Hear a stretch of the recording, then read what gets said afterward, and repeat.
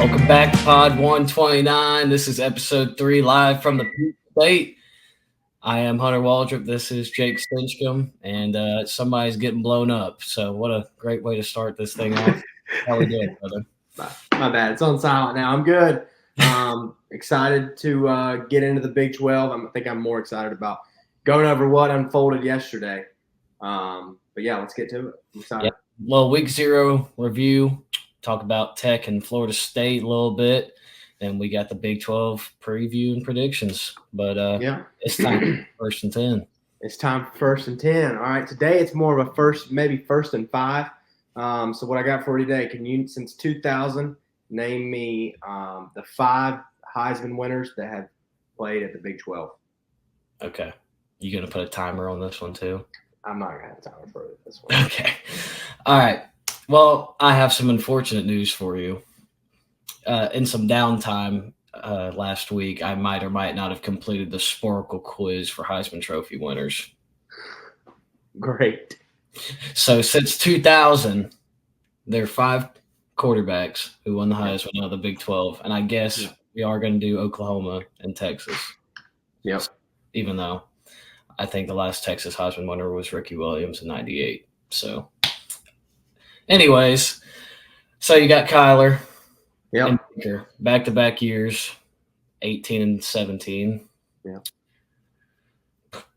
Jason White. Did he? Yeah. It's Jason. Yeah. What year? 03. 03. Damn. Okay, so that's 3. RG3. Yeah. RG3 got it. And God dang it. I'm on the spot. RG3. It's in between RG3 and Jason White, though, I'm pretty sure. Yeah. It was in 2008. Oh. That was Sam Bradford. Sam Bradford. Well, yeah. First and 5. Good job, dude. That was quick. I probably wouldn't have gotten it that fast if I wouldn't have done the Sporkle quiz. Like, Brandon Walker inspired me. It's hard to, since we're doing the conference previews, it's hard to find individual trivia and stats and all this. So I'll be glad when we get the reviews or previews over with and get into the actual season. So. Oh yeah, everybody will. But hey, we got a little taste of that. But Jake, you want to do a little advertising for me? Sure. Go ahead. Oh yeah, best part of the show right here. Everybody, we're on Twitter and Instagram. We're working on getting the TikTok, get some posts out there for you on that. But right now, we just got Instagram. Oh, X. I'm sorry. We are on X at podcast_129. Go follow us. Go retweet everything. Repost on Instagram. Like, comment. Go follow us on YouTube. I know Hunt is slacking. He doesn't have the YouTube link up on right here. And so go like, comment, subscribe on YouTube. And love it. Slacking. Dang, I don't think I deserve that shot. But anyways, enough advertising. Let's talk ball. Little week 0 action from this weekend, and obviously the biggest one being the Rambling Wreck going across the country or the globe and taking down the 10th ranked Florida State Seminoles. I'll let you start this one off, brother. This game was awesome from the start. I mean, the first drive, Florida State drove right down their throat, went up 7-0. I was taking some notes throughout the game, and the first thing I liked, and they mentioned it on the I think Jesse Palmer said it, how the first play I think they had a run, they got a first down. The second play, they got DJ going with a little flat pass, just out in the flat to the Roydale Williams guy. And then they just grounded, pounded the rest of the way. Went up 7-0 early. After that is exactly how I thought they were going to play. When the ACC preview comes out, I know we're a little late on that. We talked about Florida State and how they're going to be the disappointing team. And my thing was mindset coming into this game. Last year, obviously, all the playoff drama, not getting it in. And then you had a bunch of people opt out, didn't show up for the Georgia game, which was embarrassing, regardless of who was playing or not. Your guys came out flat and no effort. And I felt like after the first drive, really the first 7.5 minutes of the football game, Georgia Tech, they controlled the momentum. the rest of the game. They were aggressive and just took it to them. And everybody was worried about Georgia Tech's defense, that Florida State was going to be able to do everything they wanted with the run game, and that just wasn't the case after the first drive. Georgia Tech's defense, their front seven played outstanding, especially the linebacker with the neck roll that's going like crazy viral on Twitter. He played great. So I was really impressed with Tech. They just took it to them, man. Shoved it right down their throat. They did everything they wanted to do. Their offense coordinator, Buster Faulkner, he called an amazing game. Haynes King at first, man, in the first half, he only threw the ball like 15, 16 times. But in the first half, he missed a couple throws. In the second half, he just did what he had to do, throwing the ball. He runs the ball amazing. Cash, the 41.5 rush yards, that was awesome. He's tough. He's going to be a breakout player in the ACC. I'm really excited to see what Coach Key can do with this team this year. They're going to ruin a lot of people's seasons. I'm excited. So. Yeah, no, that was very interesting to me as far as I just don't think I expected Tech to ball out like they did in the trenches. Like I thought Florida State, especially recruiting wise, like they got the dudes. Tech doesn't have those dudes. But it's obvious that Brent Key got them going. I wasn't very familiar when they first brought him on as the head coach, but after last season and now after this game, it's like he's kind of like a bad mofo as far as personality and his aura and what he gives out. So that's good for them because for a team that might not have the talent and the 5 stars all across the field, you need a coach like that. Yeah, he's 5-0 against ACC ranked opponents at Tech. That's crazy. Sweet. Yeah, and talking about his old the Belichick short sleeve hoodie, that's awesome. That's really cool. Heck yeah! I mean, just look at this guy right here. No smile, no nothing. He's just straight mean mugging. Yeah, does not care. Just took down number 10. But I think he's just one of those guys. Every game he goes into, he's like, "We're winning. I don't care."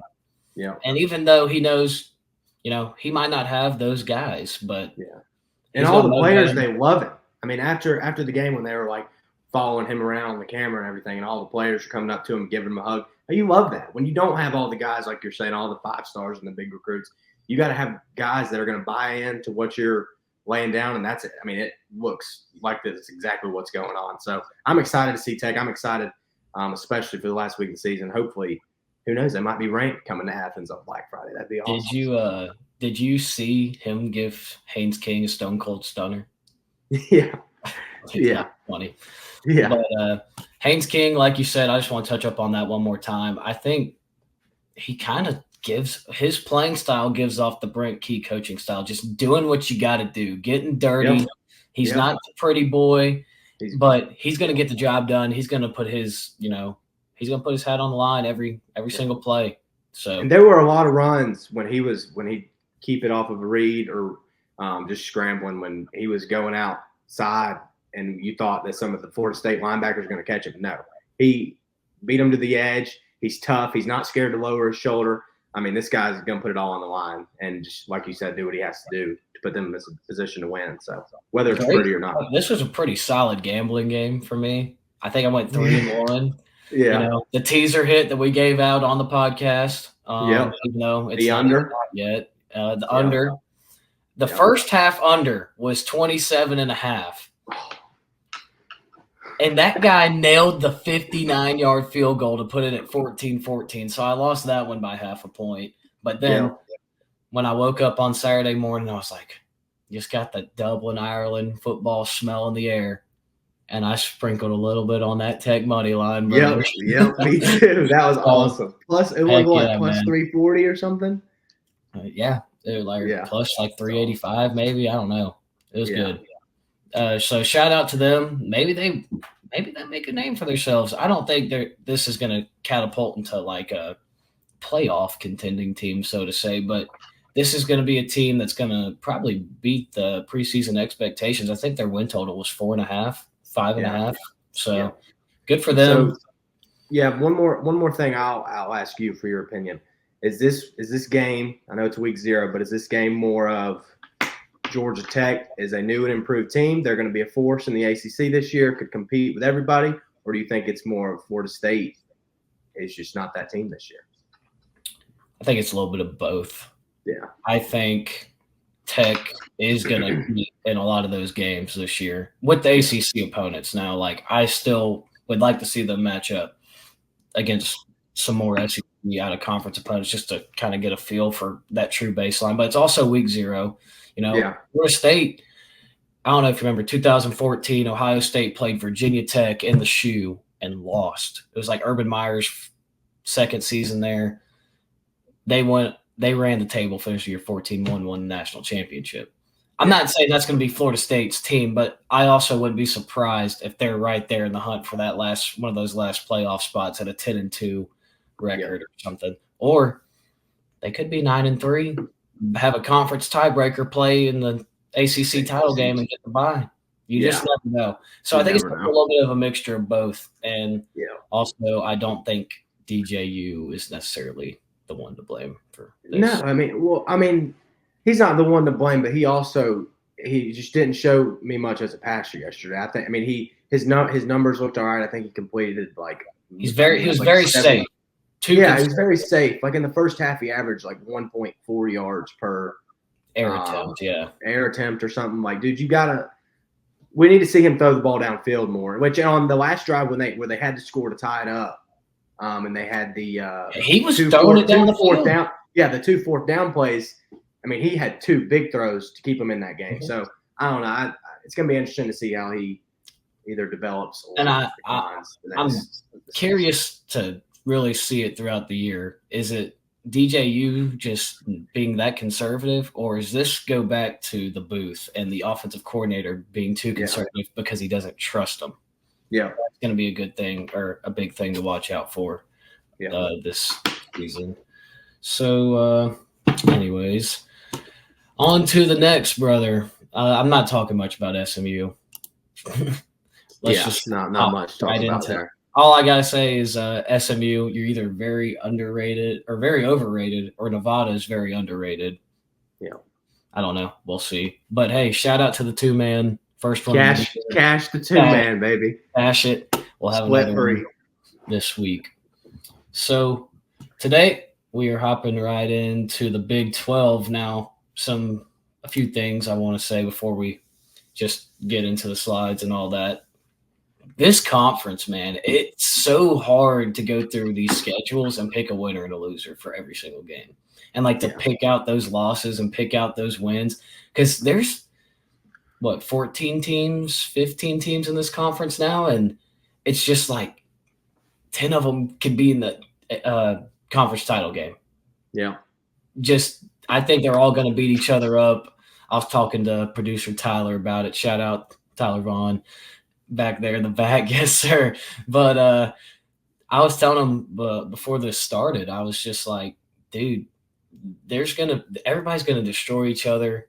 I think they might only get 1, maybe 2 teams in the playoff. I just think there's gonna be so many teams with just too many losses because they're all gonna just bounce back and forth, and there's not gonna be a team that just excels above everybody else. Yeah, and from a schedules perspective, everybody's got tough schedules in the sense that there's a part in your schedule where you play 3 or 4 games straight against very solid teams. They're going to be tough. You're not going to be able to win straight, except for Utah. Their schedule's kind of favorable, but other than that, everybody's schedule is tough. Everybody's playing everybody, and like you said, everybody's going to beat up on everybody. This it could be anybody, like you said, and a lot of experience in the Big 12 too. A lot of veteran-led teams. Notice you're a big experience guy, but we'll get into that in a second. Oh, yeah. So let's talk about our surprise teams first. I'll let you kick this one off with the Mountaineers of West Virginia. All right. So I picked West Virginia as my surprise team. I think they were a surprise team last year. I mean, their preseason expectation, I think their win total was only 4, and they had a 9-win season. And by the way, I'm looking over this way. I have another laptop with all my notes here, so ignore that. But the win total setting at 6.5. I think this squad, like Hunter was just saying, I'm a big experience guy. This is a veteran-led football team. Neil Brown's doing a good job at West Virginia. And last year, coming into the season, like I said, he was on the hot seat. But now I think the case is gone. I think they're going to have another solid year. Their schedule's kind of tough. This team, they're going to be in a lot of games not supposed to, play with a bunch of grit. Their defense is going to be flying around. But like I said just a minute, I mean, their schedule is very brutal. I'll start out, obviously, this Saturday. You have Penn State, which at home is going to be, I memean, it's a 9.5-point spread. Anything can happen week one, but they're live dogs. They're live in this game. Yeah. So I have them dropping that one. Albany, I got to win. And then they play at Pitt week 3. Could get into some trouble there, but I think they win. I got them beating Kansas at home. And then losing 2 straight at Oklahoma State and then Iowa State at home. That Iowa State team is going to be fun to watch. And then I have them upsetting Kansas State at home later on, and then finishing out 4-0 the rest of the season. Cincinnati, Baylor, UCF, and Texas Tech. Getting into the team a little bit. Last year they were 8-0. 8-0 when allowing 38 or fewer points. And my thing with that is the schedule. You can't get into higher scoring affair games with some of these teams like a Kansas and Jalen Daniels, Oklahoma State, Kansas State, because these teams, they're going to be able to just score. And I don't think Garrett Green can get into a high-scoring match. I don't think he's that kind of quarterback. And their run game is where everybody looks on the offense with Jaheim White and C.J. Donaldson. Both of them have had 800-yard seasons last year on the ground. So that's my thing. The defense has got to be stout for them. Their secondary is like what I saw that stuck out to me the most. Everybody's coming back, and they have 4 transfers coming in that are all going to be – it's going to be like a rotation in the secondary. Everybody's going to be fresh. Which is going to be a big part in some of the quarterbacks they play that can throw the ball really well. And they led the Big 12 in sacks last year, and their defensive front, I believe a lot of them are coming back. So it's going to be fun. I think this is going to be a gritty team. They're going to be in a lot. I don't see any game on the schedule where they get the wheels blown off. So excited to watch the Mountaineers, and they are my surprise team. Garrett Green is a dog. C.J. Donaldson is a dog. I'm glad you brought up that Iowa State game, Rocco Beck versus Garrett Green. That is going to be a sick game. Yeah. But I'll hop into their schedule real fast. And like I said, I don't think I'm going to go through every single team and go through every single game because there's probably like mishaps in here because, like I said, I think it's just a straight cluster. Yeah. However, I just said it. They're live on Saturday. Like, I'm going to probably be on the Mountaineer money line. They are going to be burning so many couches before this game. They are going to be hammered in Morgantown, ready to go. It's like a Super Bowl game to them. I got them beating Penn State bold. Probably not going to beat them. But for the sake of this exercise, let's do it. I'm not high on Penn State this year. Anyways, Penn State, win or loss, I got them winning. Albany win, but here's the thing: they're not beating both their rivals. They're not beating both Penn State and Pitt. So, if you want to do the old switcheroo, lose to Penn State, beat Pitt, whatever. This backyard brawl, man, one of those games, you just does not matter how good one team is versus the other. They are going to play that one tough. I have them winning in Morgantown against Kansas as well. Then they hit that bye week, which is good that they have it there right before they play Oklahoma State. But I think that travel to Stillwater is going to be too much for them. Yeah, I did have them on a little bit of a run. Well, after that first bye week, you want to talk about a tough 4-game stretch at Oklahoma State. You got Iowa State, you got Kansas State, and then you got to travel to Arizona. So they'll probably, if they can go 3-1 in that stretch, that's hopes for a good. Is Arizona on their schedule? Did I miss that? Right before their second bye week. Yep, I missed that. My bad. Missed it. Yeah, we're good. Let's get 9-3. I got them about 9-3, 8-4. I think that last half of their schedule, they get it a lot easier. I'm not high on Cincinnati, not high on Baylor. Texas Tech, coin flip, they could win. Texas Tech is one of those places where like Lubbock just for some reason gets rowdy. I don't know. Yeah. UCF, that'll be a very fun game to watch week 11, or I guess technically week 13, whenever both those teams, if they're in contention, because my surprise team is the UCF Knights. I'm a Gus Malzahn believer. Hey, that guy took Auburn to the SEC championship with Jarrett Stidham at quarterback. So yeah, he beat Bama and Georgia the same year and then lost. Who was the running back that year? You remember? Kerryon Johnson. Kerryon Johnson. There you go. Anyways, I'm just going to get into the Knights. The biggest reason I'm high on them is their rushing attack. They got R.J. Harvey returning this year. He rushed for over 1,400 yards, 16 touchdowns, and then a huge pickup in the transfer portal. You had Penny Boone from Louisville. He also rushed for over 1,400 yards. He had 15 touchdowns. So that's 31 touchdowns and 2,800 yards right there in your backfield. And then on top of that, you're adding KJ Jefferson, who's not scared to run the ball. He's going to get those extra few yards on 3rd and short. You need a guy to go get you a few rushing yards. You give the ball to him. We talked about it, or I talked about it in the SEC preview. UCF's playing Florida this year. Kind of dove into Gus Malzahn, KJ Jefferson being a really good duo together. I think if Malzahn could choose any quarterback to get out of the portal, he chose the best one for him. Really good playing style for Malzahn's offense. And like I said, Malzahn went through the thick and thin of the SEC.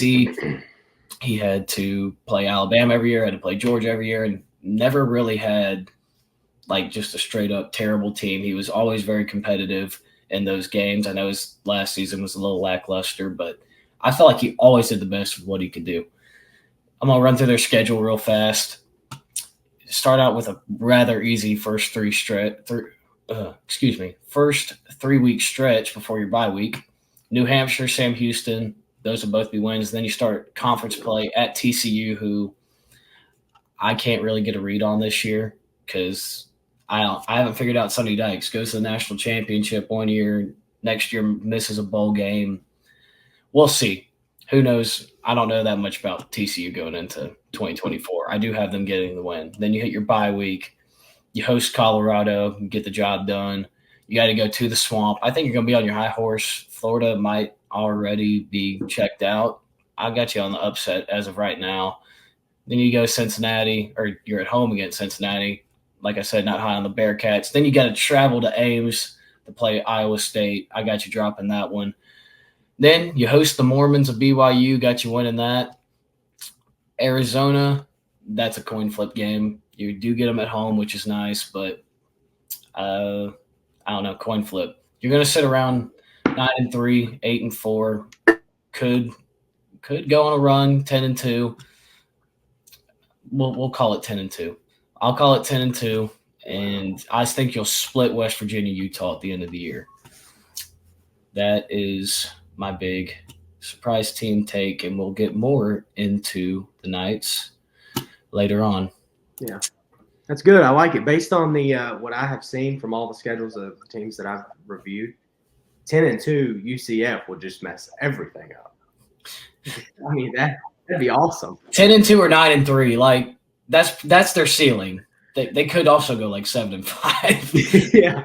But like I said, I am high on them. I really am impressed with R.J. Harvey. I think it's a name that everybody in college football needs to get to know. But this slide will be easy for us. We're going to talk about the wild card team, wild card player. We both have the Kansas Jayhawks. And I'll go first. I'll kind of make it quick, and then we'll just bounce off of each other here. Yeah. So I don't know what your biggest thing on why Kansas is a wild card team, but mine isn't the skill level of Jalen Daniels. It's how healthy is the guy going to be. He hasn't played a full season. Yeah. But my gosh, every time he's on the field, he's a playmaker. I think he only played 9-10 games in 2022 and still threw for over 2,000 yards. Yeah. And just a touchdown machine, both with his legs and through the air. They have a really good running back in Devin Neal, 1,200 yards, 16 touchdowns last year. I think they got probably the second best coach in the conference, maybe a top 3 coach in the conference with Lance Leipold. I mean, he's made Kansas relevant in football. Hard to do. Yeah. But I'll let you kind of. Yeah, my thing on while they're a wild card, I mean, it's still Jalen Daniels, but it's the sample size. Like last year, he only played 3 games, but in those 3 games, he completed 75% of his passes. He's bringing back all of his receivers, like you said, Devin Neal. At running back is going to be great for them. And also, in 2022, their defense was terrible. They had like one of the worst bottom defenses in college football, and then last year it got better. How's it going to take a step up in the schedule you have? How are you going to take it to the next level? I didn't see a bunch of transfers or nothing crazy that they brought in. So that's why they're my wild card. And Jalen Daniels, we're going to see early. If he's healthy all year, we're really going to see what this guy's made of. And is he everything he's made out to be? Because the sample size is not there. Keep him healthy. I think they have like 30 seniors. This is Leipold's best chance to win, at least compete for a Big 12 title during his time in Kansas. So. I agree. If he can stay healthy, this team can win the conference, no doubt. Yeah, for sure. If this team can stay healthy. But I think another big thing is Jason Bean, who was his backup last year. Well, he graduated. He's gone. He's been playing preseason with the Colts, but they had a little bit of depth. Like, they had a reliable backup. I mean, Jason Bean's the one that beat Oklahoma last year. It wasn't Jalen Daniels. Yeah. Your backup quarterback might be a walk-on freshman. Or it's not a situation. Yeah. So it's very important that he stays healthy, because if he does not, to go from a conference winning team to maybe a bowl eligible team. Yeah. Another big factor when I was looking through their schedules that they're playing all these games at like Arrowhead. Really? Or they're not. Their stadium's going under renovation, so they're not even playing in Lawrence, Kansas. Oh wow! I had no clue. That's interesting. I have them right now sitting around that 8-4, 9-3. Yeah, I got them at 9-3. I got them dropping at West Virginia week 4, and then at Kansas State plus, and they're dogs in that one already. And I think Iowa State, that's a sneaky spot right after losing to Kansas State, and then week 2 at Illinois. It's a Big Ten defense. See how good Jalen Daniels is. No, you're right. That's a solid point. Champagne's going to be rocking. Yes, I don't know. They might struggle with Lindenwood week 1. I have never heard of Lindenwood. That sounds like a high school. Dude, they were in the NCAA tournament like last year. Were they? For basketball. Heck yeah, dude. No. Oh, no, that was Longwood. I was about to say, there's no way. Lindenwood. No, I think Lindenwood actually did make it 3 years ago, the NCAA basketball tournament, and got whooped by Tennessee.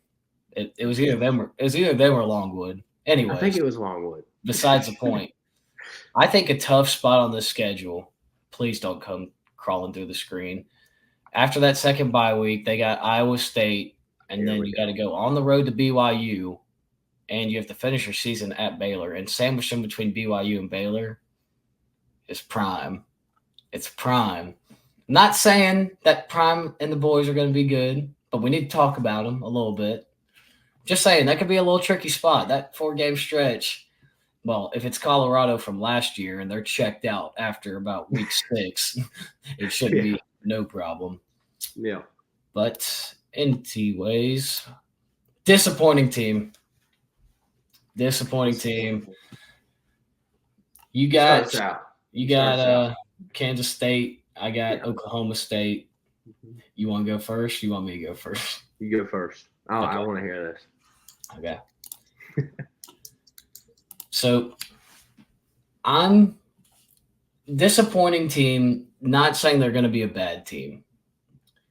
Kind of like what Jake, you were talking about right now, or what you talked about with the SEC preview with Missouri. Like, this fan base and this university expects for them to be right there in the playoff conversation and to make the playoff, to win the conference, or to at least go 10-2 and be that next team in.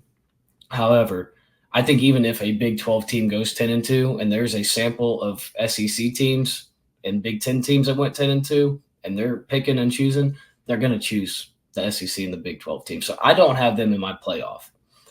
Furthermore, I have them losing more than 2 games, and therefore I think that is a disappointing season when the expectation is very high in Stillwater. The reason why I have them losing more than 2 games is because Alan Bowman sucks. I'm not going to beat around the bush. This guy only played in 8-9 games last year. Yeah, he threw 15 touchdowns, but he also threw 14 picks. How do you throw 14 picks when you're handing the ball off to Ollie Gordon every other play? That's bad. Yes, I know they got their entire offensive line. They're returning just about every starter on their team, and the boys are going to be there. but quarterback's a liability. And everybody knows that Oklahoma State's offense is going to run through the best running back in the country in Ollie Gordon. It's not going to be – if you make – all you got to do is load the box. You got to make Alan Bowman throw. You're making him throw. It's not going to be good. He's going to turn the ball over, and then there's going to be serious problems in Stillwater. So that's that. Anything you'd like to add, sir? What's your I'll wait until we get to whenever it's my turn to cover Oklahoma State. And I'll go through their schedule whenever you go over Oklahoma State. So all right. I'll let you hit on Avery Johnson.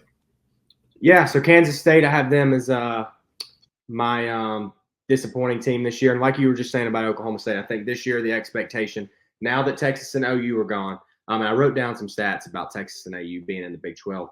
So Kansas State has lost 7 in a row to Texas, and they have an all-time winning percentage of 24% against OU. So those two teams are gone. Now the expectation is win 10, 11 games, be in the Big 12 title game, and win the conference, make the playoff. So I think that's why there's so much pressure. And Avery Johnson, I think he's only a sophomore. It's the same thing with Jalen Daniels. Very small sample size. He's only got 1 start under his belt, and it was in a bowl game.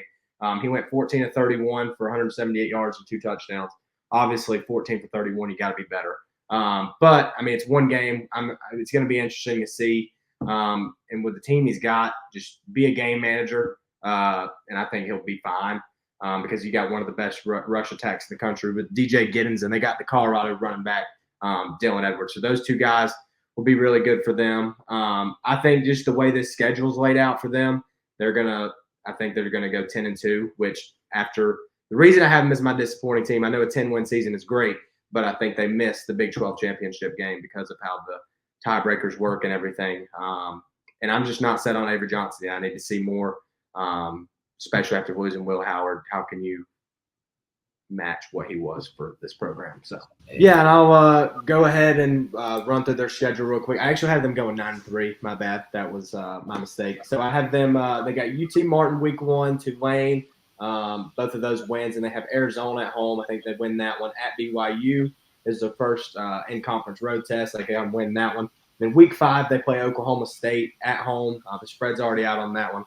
5.5 points. They're favored. I have them dropping that one to Oklahoma State. And then they go to Boulder and play Colorado, where I think they get the win. And then they turn around and play at West Virginia. And I think they drop that one. And then they have Kansas at home. I think they win that rivalry. And then Houston, Arizona State, Cincinnati. Those should be no worries there. And at Iowa State, this is where I think where the disappointment comes in. Last week of the season, Iowa State's got a really experienced team. Everybody's talking about Iowa State and how they're going to be competing in the Big 12 this year. So I think that's where they finish the season with a loss that ultimately forces them to miss the Big 12 championship. So, yeah, I think they're my disappointing team. It rests on Avery Johnson. Obviously, you got the rush game, but can he be that guy that takes you to the next step and wins a Big 12 title game? We shall see. Yes, sir. I'll run through it real fast, but I'm probably not going to go game by game because, like I said, we like picking out individual games in this conference is tough. So your first 5 weeks, I think they'll get UT Martin. They'll go into Tulane. Look, if this is Willie Fritz Tulane from last year, this game would be close. But this is John Sumrall first year at Tulane, so I think you'll get the win. Then you have a tough stretch right here. Arizona. You got to travel to Provo to play BYU. I don't think BYU is worth a damn this year, but then you have to go to Oklahoma, or you're at home and you got to play Oklahoma State. That 3-week stretch, having to travel to Utah in between those two good teams, that's going to be tough. I think they'll drop one in that 3-game stretch. I don't know which one it'll be, but they'll drop one. It's another one of those 3-game stretches in this conference, man. Everybody's got one. It's crazy. Yeah. Oh, here's another 3-game stretch. They have their bye week. Then they got to travel to Boulder and play Prime. Then they got to travel to Morgantown and play West Virginia. And then you have to play your rivalry game in the Sunflower Showdown against Kansas. Yeah. They're not winning all 3 of those games either. No. Mm-hmm. Then you get Houston, which is coached by Willie Fritz, but he's got a pretty big job to do over there. It's going to take a lot of rebuilding. Bye week, you get Arizona State. They're going to be garbage. You get Cincinnati. They suck. And then you have the biggest letdown spot of all time, and they're dropping that game in Ames to Iowa State. So I have them sitting at 9-3, and that could be good enough to get into the conference championship. But we'll have to wait and see, though. Yeah. All right. Player of the year. Who you got? I got Travis Hunter, stepson, I don't know, he calls him a son, of Deion Sanders. You got old man, 29-year-old Cam Rising. Yeah. Tell me why you think Cam Rising is going to be the player of the year. What numbers is Cam Rising going to put up? I think they're going to be crazy numbers. I think he could be a dark horse candidate for the Heisman. I really do, man. I think because in 22 he was a great quarterback. He was damn near perfect. Played great. Then last year, obviously, he didn't play. I think any at all last year, maybe a few games. But him and Micah Bernard, the running back, they're going to be dirty all season, and they got a transfer wide receiver that I'll talk about once I get into covering Utah. But this team, Cam Rising, man. It's like his 5th or 6th year playing. His defense, obviously, he's going to – it's just if he can stay healthy all year, they have probably the most favorable schedule in the Big 12. I think this guy is going to be the player of the year in the conference without a doubt, and they are going to have an undefeated season. So that's why I have Cam Rising as my player of the year. I'll talk more about Utah later. I got plenty on them. But yeah. I don't see Cam Rising just putting up monster stats. Like, I just don't think that's Kyle Whittingham's way of winning. They're going to have great running backs. They're going to have a great offensive line, great on defense. It's going to be stout. That's the Kyle Whittingham way. When I think of Utah, I don't think of a 7th year. When you think of Utah, you don't think of Cam Ward? A 7th year. No, I don't think of Cam Ward. That's who you think of. I think a lot of people do, man. I'm excited. I think a lot of people are sleeping on Cam Rising this year. Dark horse Heisman candidate. Just watch. He might be in New York in December. He might just be. If this team runs through this schedule with him, right, whatever. I'm not getting into this. It's time. Here we go. It's time to talk prom, baby. Oh, my God. It's time to talk prom. No, this team's not going to be good. This team's not going to be good. But Travis Hunter is a special talent. He is a special player. Can he stay healthy? When he's healthy, he's a dog, as we saw last year. That first game against TCU, I know TCU ended up being complete garbage, but he still put his name on the map. That interception in the red zone was probably one of the greatest interceptions I've seen live that I can remember off the top of my head. Genuinely, the way that he came off the guy in the slot and just took the ball away from the running back. He had 3 picks, 31 total tackles, receiving 57 receptions, 721 yards, and 9 touchdowns. Those are pretty solid numbers. He didn't play he got hurt in that Colorado State game in the first half. I got to take this off. He got hurt in that Colorado State game and then missed about 3 or 4 games after that, I think. I think when he's healthy, that receiving number goes up to 1,000 easily. Shedeur, I will say, don't like everything about what Shedeur does. But if he's going to throw the ball to somebody, he's going to trust a receiver, it's going to be Travis Hunter. Yeah. I think if he can stay healthy, he will get that number over 1,000 yards. I just don't see the Big 12. They're bringing in Prime. They got to do the promoting. They got to do the marketing. Yeah. If Travis Hunter has a solid season, stays healthy, and puts up even decent numbers playing both sides of the ball and plays every snap, I just don't see a world where the media does not choose this guy to be their player of the year. Yeah, well, that's a good point. Actually, I do. It's if Shedeur goes crazy. That's the only other guy from Colorado that they would consider putting on here. But I genuinely, though, I think Travis Hunter is a special talent. I think he's going to have a good season as long as he stays healthy. Even though his team might not be good, his talent should not go unrecognized. And he should not get caught up in all the Prime BS either. Yeah, 100%. 100%. Big 12 championship game. We both got the Utes. Both got the Utes. So let's dive into the Utes before we get into the actual game itself. Yeah. I'll let you take it. Yeah, I'll start off. I don't have much on Utah other than Cam Rising is going to be the player of the year in the conference. Like I said, him and the running back Bernard, they're both healthy. That's going to be awesome. It's Kyle Whittingham's Utah. Just like Hunter was just saying, their defense is always going to be there. They're going to have a great defense. They're not going to lose at home. It's going to be the same thing. It's just if this team can stay healthy, I'll run through their schedule. They have a pretty favorable schedule. So and then the one player that I marked that they got coming in, Dorian Singer. He's from USC. He only played last year. He played every game. Only had 300 yards receiving there. But the year before, he was at Arizona and he had an 1,000-yard season. And I think that's huge for Cam Rising, bringing in a guy who has shown on paper and in the game that he can have a big season like that. Because when it is time for Cam Rising to make big throws, he's going to be the guy. So I'm excited to see that. I'll run through their schedule. They're winning every one of them. 12-0 Utah, one of the few teams in the country that's going to be undefeated this year. I'm really high on them. So yeah, that's where I go on Utah. Undefeated, baby. Cam Rising. Okay. Dorian Singer, great addition. I'm glad you pointed that out. But like I said on earlier, we know what a Kyle Whittingham Utah team is going to be. Your defense is going to be great from the front seven to the back four. You're going to have a good running game. You're going to have a good offensive line. Cam Rising, obviously, talk about experience. This is year number 7. I think he is going to be a good player, and he could easily win player of the year. I just don't think he's going to put up those numbers. I don't think they're going to have to. You can tell me Utah could score 21 points a game against most of the schedule and win. Yeah. I truly believe that. They don't have to score that many points against some of these teams, but I'll run through their schedule real fast. Southern Utah, Baylor should both be easy wins at home. I don't know why you're traveling to Utah State. Like, I get that's probably a rivalry of some sort, but still traveling to Mountain West or whatever. Back-to-back road stretch right here at Utah State, at Oklahoma State. I got them dropping one to the Cowboys early on.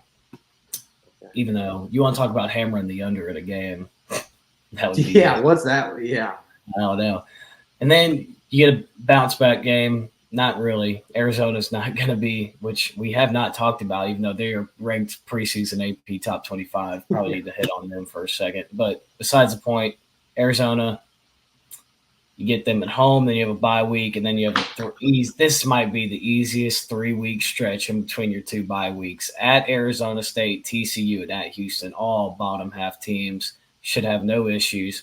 Bye week, BYU at home, little rivalry game, the Holy War. And then you got to go to Coach Prime in Colorado. If they had to go to Ames right after that game, that'd be chalked up as an L. I do see them losing one of these 3 games at the end of the year, though. Yeah. I don't know if it'll be probably not going to be Colorado, if we're being honest here. But at Colorado, Iowa State, and at UCF, I think one of those 3 games they're going to drop. Actually, I know why. So I have right now at UCF as a loss, and now I remember my logic behind it. My logic is that going into this game, Utah is going to be 10-1, locked in for a spot in the conference championship game. And you know who's going to be on the outside if they win? If they beat Utah at home, they get a spot in the UCF Knights. Which brings me, that is my conference championship game. I got them playing back-to-back weeks, and then week 2, Utah is going to destroy them. And I do have Utah winning the conference. So there's nothing like a Utah team. They did this twice in the Pac-12, eliminating your one potential playoff hope. In this case, it'd be to get multiple teams in the playoff. There's nothing like Utah swinging in the conference championship game with 2 or 3 losses and being like, nope, nobody gets in. So I do have Utah winning the Big 12 and getting that first round bye in the college football playoff. Awesome. Yeah, so in this case, UCF's going to have to win probably 10 games to get in to the conference title game, right? Yeah. Maybe just 9. Maybe 7. It just depends. I will say this. I think whoever the 2 teams that are playing in the conference championship game, both of them will have multiple losses. Ooh, I don't care. You good. choose any of the however many teams they got. Both Yeah. teams in the Big 12 championship game will have 2 or more losses. Yeah. So I'm the exact That's my opposite. hot Obviously, well, my hot take will be the opposite. I have both teams playing in the conference title game. Both are going to be undefeated, and other will have one loss. So Utah's going to go undefeated. Then I have Oklahoma State and Mike Gundy going 11-1 this year. I think this is the year that they get there. I don't even think we've covered them yet. So I'll go ahead and go into their team. I know Hunter was flaming Alan Bowman a little bit earlier. I kind of did crap on Alan Bowman earlier. You did, but I think that their success this year leans on him.